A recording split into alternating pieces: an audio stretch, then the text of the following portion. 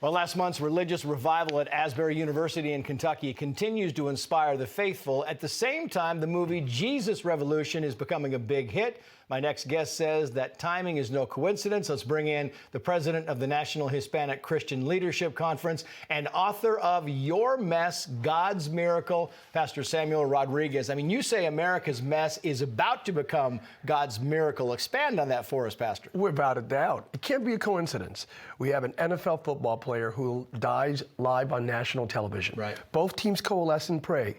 Prayerfully and thankfully comes back to life. The next day, an ESPN Anchor prays live on national television. Then we have the Asbury revival. The same demographic deemed as the most non-Christian demographic experiences this move of God. They pray, read the Bible, and worship.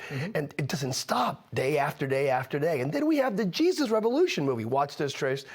It was projected to make $5 million. Right. As of today, $30.2 million. Crazy. God is up to something. Here's what I believe. I believe America is not done with God, and God is not done with America. I do believe America's mess is about to become God's miracle because America is more spiritually hungry than we have been, arguably, in the past 50 years. It's interesting that you think that maybe the beginning of the snowball was the Damar Hamlin thing, when you saw the players around there and they were all bowing and praying, and then there was prayer afterwards and so forth, and he's very spiritual. Do you think that might have been the trigger point? I do believe there are trigger points. There are things that may initiate, that may prompt this thing we call a revival, a spiritual awakening. This beautiful young man dies on the field. He gives credit to God. Yeah. He gives credit to the medical community, of course, but to those that prayed and interceded.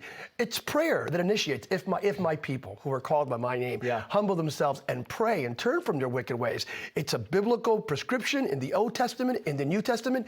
Prayer and hunger equals revival. Yeah. The New York Times writes in an op-ed, quoting here, it reads in part, "And if you're imagining a renewal for American Christianity, all the best laid plans, the pastoral strategies, theological debates, and long-term trend lines may matter less than something happening in some obscure place or to some obscure individual in whose visions an entirely unexpected future might be taking shape." Is there any credence, do you find, in that statement, that maybe it happened somewhere, the butterfly effect, where it happened somewhere, and now it's all coming to fruition in this country? I do believe it's coming to fruition, but America's not looking for a new religious wineskin.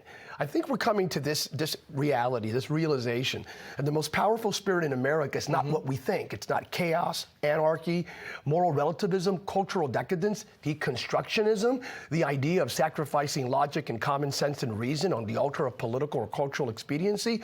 What if I tell you the most powerful spirit in America is still the Holy Spirit of God? That spirit is still moving. And I do believe we're about to see some wonderful ramifications, some outcomes that will impact every sector of society. Well, you already see it. I mean, you know, we went to Mass last week, and it was a crowd that you haven't seen in a long time. Churches are coming back to pre-COVID numbers. All the projections of you're going to lose 30% of your parishioners in perpetuity. All of a sudden, our churches are just packing out in Sacramento and Los Angeles, in New York, in Orlando and Dallas. People are attending Mass, attending services. It looks like pre-COVID days, but more importantly, with greater spiritual fervor and hunger. Pastor Samuel Rodriguez, good luck on the book. Thank you for coming in. We appreciate it. Thank you for having me.